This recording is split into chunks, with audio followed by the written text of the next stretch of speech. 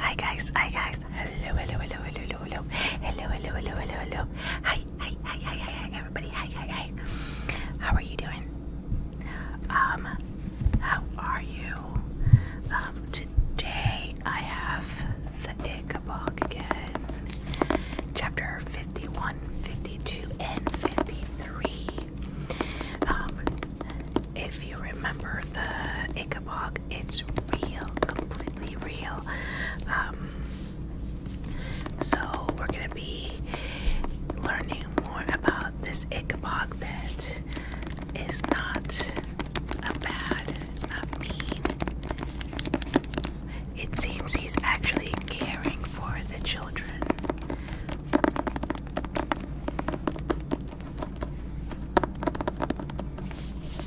This thing keeps always sleeping.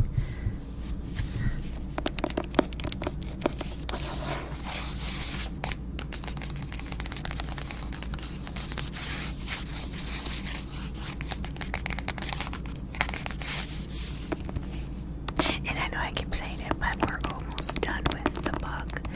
There are 64 chapters. So let's take this lip on. It's really annoying me.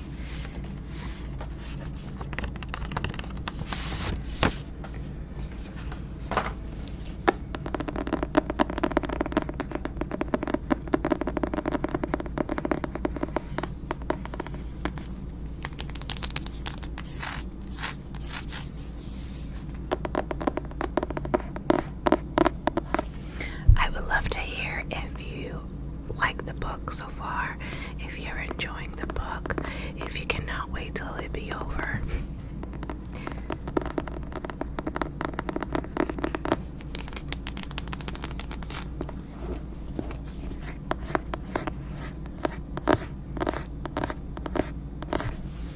Okay. Let's get started. Chapter 51, Inside the Cave. Some hours later, Daisy woke up, but at first she didn't open her eyes.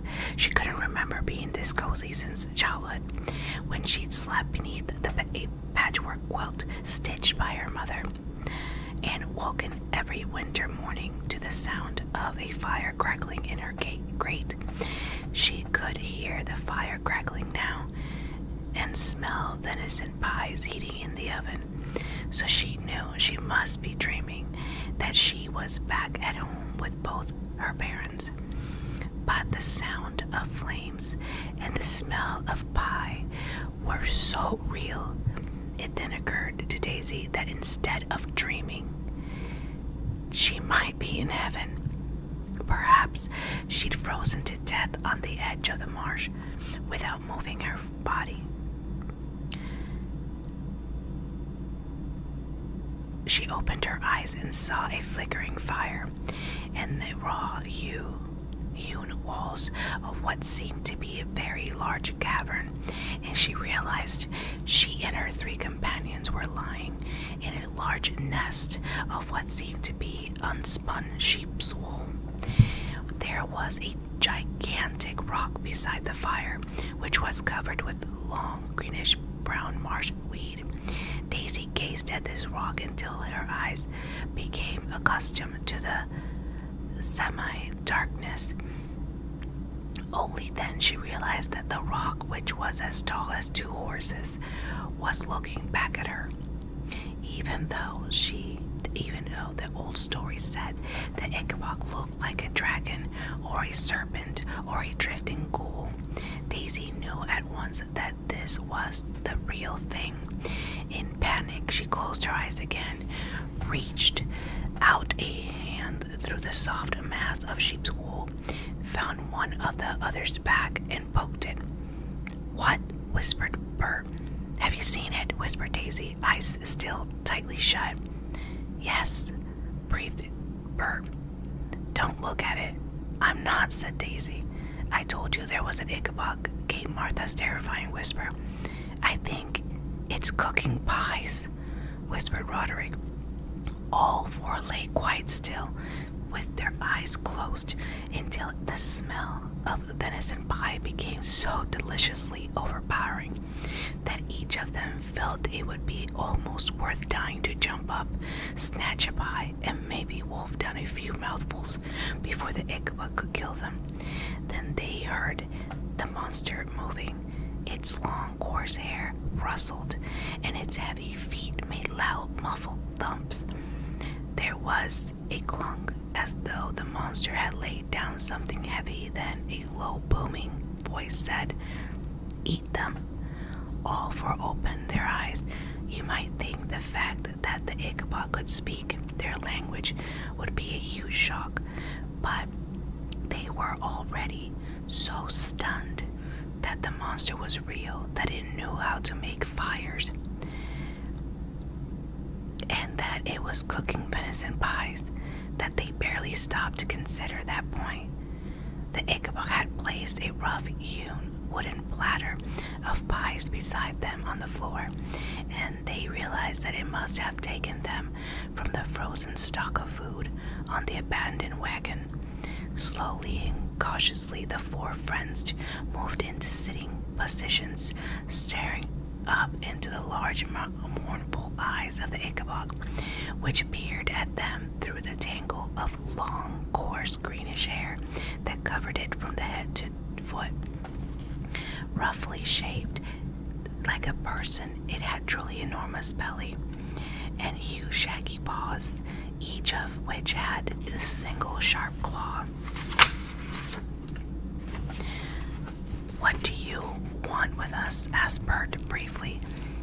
In its deep, booming voice, the Ickabog replied, "I'm going to eat you, but not yet." The Ickabog turned, picked up a pair of baskets, which were woven from strips of bark, and walked away to the mouth of the cave. Then, as though a sudden thought had struck it, the Ickabog turned back to them and said, "Roar." It didn't actually roar. It simply said the word, "roar." The four humans stared at the Ickabog, which blinked, then turned round and walked out of the cave, a basket in each paw. Then a boulder as large as a cave mouth rumbled its way across the entrance to keep the prisoners inside. They listened as the Ickabog's footsteps crunched through the snow outside and died away. Chapter 52. Mushrooms. Never would Daisy and Martha forget the taste of those Berensstone's pies.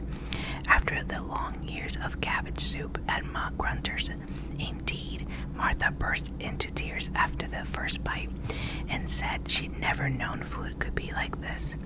All of them forgot about the Ickabog while eating. Once they'd finished the pies, they felt braver, and they got up to explore the Ickabog's cave by the light of the fire. "Look," said Daisy, who'd found drawings on the walls. 100 shaggy Ickabogs were being chased by a stick man with spears.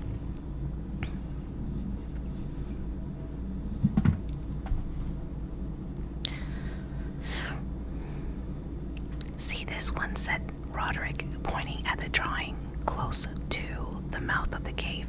By the light of the Ickabog's fire, the foursome examined a picture of a lone Ickabog standing face to face with a stick figure, wearing a plumed helmet and holding a sword. "That looks like the king," whispered Daisy, pointing at the figure. "You don't think he really saw the Ickabog that night, do you?" The others couldn't answer, of course, but I can. I'll tell you the whole truth now, and I hope you won't be annoyed that I didn't before.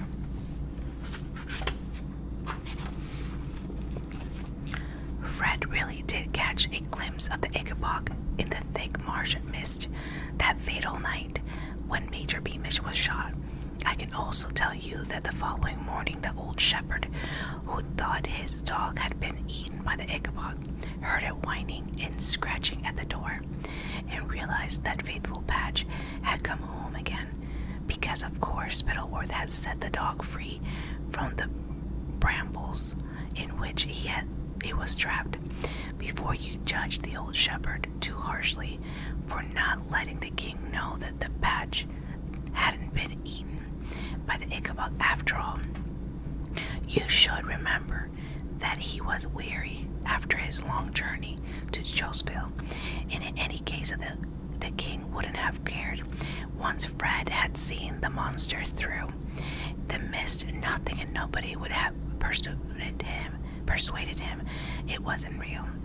I wonder, said Martha, why the Ickabog didn't eat the king. Maybe he really did fight it off, like the story says, asked Roderick doubtfully. You know, it's strange, said Daisy, turning to look at the Ickabog's cave, and there aren't any bones in here. If the Ickabog eats people, it must eat the bones too, said Bert. His voice was shaking. Now Daisy remembered that, of course, they must have been wrong in thinking that Major Beamish had died in an accident on the marsh. Clearly the Ickabog had killed him. After all, she just reached for Bert's hand and showed him she knew how horrible it was for him to be in the lair of his father's killer.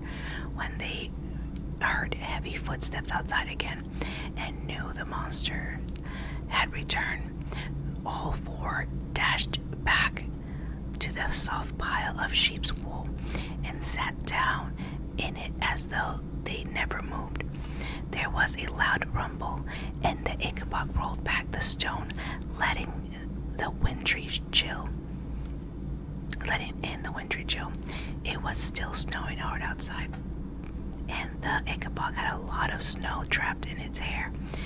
In one of his baskets, it had a large number of mushrooms and some firewood in the other.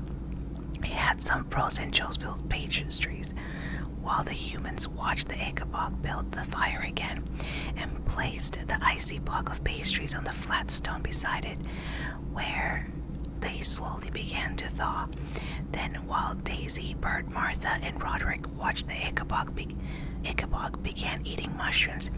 It had a curious way of doing so.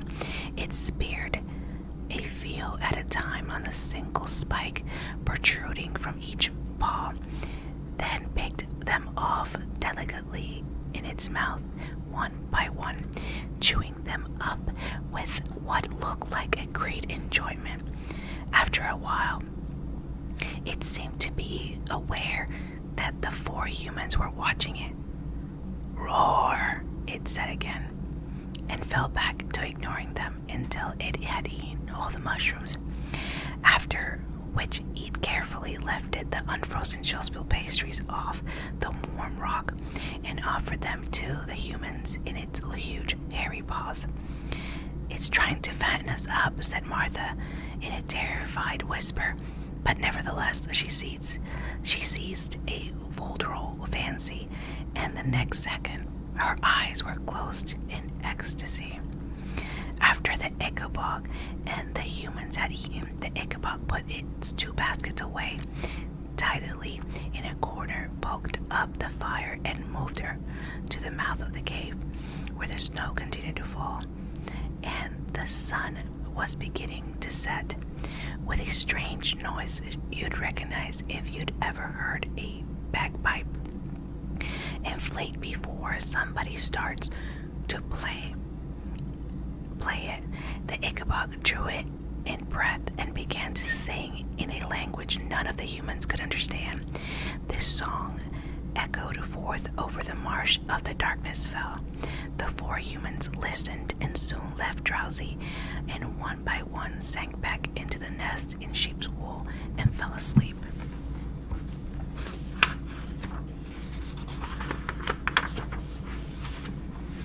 Chapter 53, The Mysterious Monster.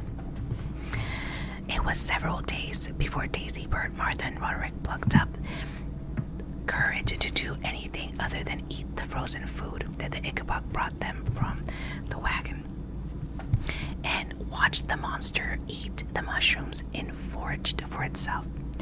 Whenever the Ickabog went out, always rolling the enormous boulder into the mouth of the cave to stop them escaping.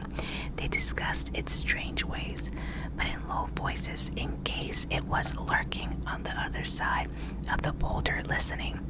One thing they argued about was whether the Ickabog was a boy or a girl. Daisy, Bert, and Roderick all thought it must be a male because of the booming depth of his voice.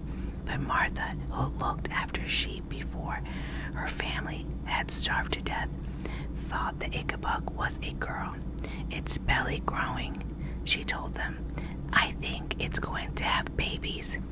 The other thing the children discussed, of course, was exactly when the Ickabog was likely to eat them and whether they were going to be able to fight it off when it tried.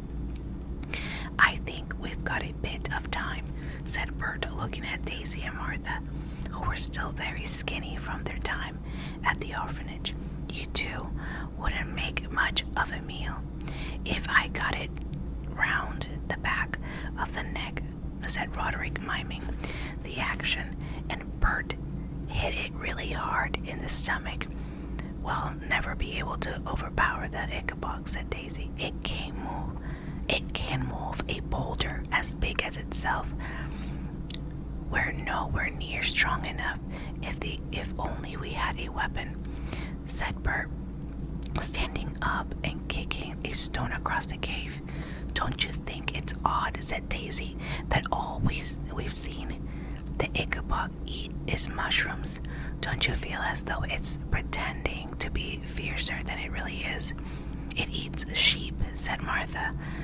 Where did all this wool come from? If it isn't eating sheep, maybe it is just saved up wisps of wool caught in the brambles, suggested Daisy, picking up a bit of soft white fluff. I still don't understand why there aren't any bones in here. If it is in the habit of eating creatures, what about that song it sings every night, said Bert. It gives me the creeps. If you ask me, that's a battle song. It scares me too, agreed Martha. I wonder what it means, said Daisy. A few minutes later, the giant boulder at the mouth of the cave shifted again, and the Ickabog reappeared with its two baskets, one full of mushrooms, as usual, and the other packed with frozen Kurtberg cheeses. Everyone ate without talking, as they always did, and after the Ickabog had tidied away its baskets and poked up the fire, it moved as the sun was setting in the mouth of the cave, ready to sing its strange song in the language of humans could not understand. Daisy stood up. What are you doing? Whispered Bert, grabbing her ankle. Sit down. No, said Daisy, pulling herself free. I want to talk to it. So she walked boldly to the mouth of the cave and sat down beside the Ickabog.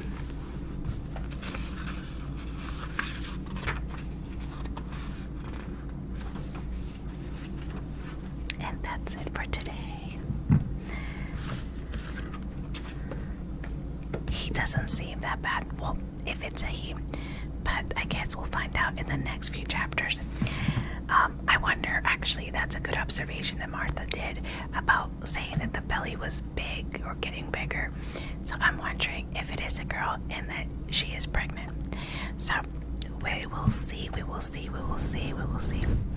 Thank you guys so much for watching. If you notice, I'm trying to look at the camera. I'm looking at you. Oh, yes, I am. Just make sure, please, to subscribe. My channel is growing very slowly, so I do appreciate all of you guys that have already subscribed. If you're watching for the first time, I do have several playlists, and obviously I have a playlist for the Ickabog, and when I read another one after this one's done, I will have a playlist for that one. Just make sure, please give me a thumbs up, please subscribe, comment, share, follow me on Instagram, and about the commenting, you guys can comment. I will respond to you. I have, for those who have written me before, so just don't forget that I would like to read your comments. Keep it clean. This is a family channel, so keep it clean, please, and just please subscribe. I have some new videos coming up soon that I've already filmed, so just stay tuned for that, and I will talk to you in my next video.